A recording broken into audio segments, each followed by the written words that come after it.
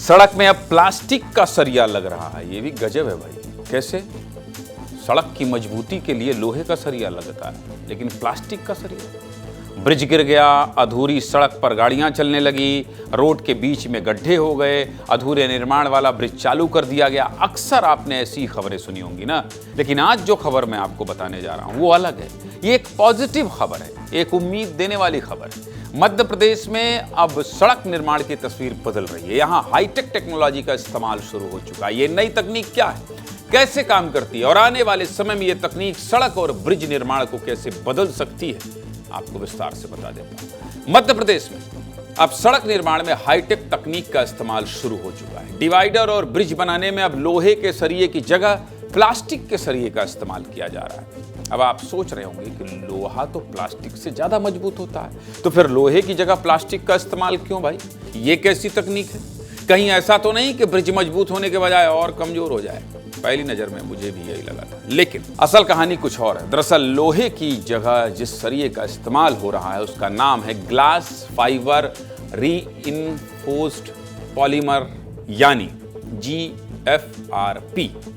यानी ऐसा मटेरियल जो वजन में बेहद हल्का है लेकिन मजबूती के मामले में लोहे को भी टक्कर देता है। और सबसे बड़ी बात, इसमें जंग नहीं लगती। यही वजह है कि अब इसे भविष्य की निर्माण तकनीक के तौर पर देखा जा रहा है। अब GFRP क्या है, कैसे बनता है और इसका इस्तेमाल कहां कहां होता है, ये सब आपको विस्तार से बताऊंगा। GFRP चीज क्या है, ये कैसे बनता है और इसका इस्तेमाल कहां कहां होता है, देखिए। GFRP यानी ग्लास फाइबर रीइंफोर्स्ड पॉलीमर, जो कि एक कंपोजिट मटेरियल होता है। देखिए पूरा हमने दुकान सजा दी।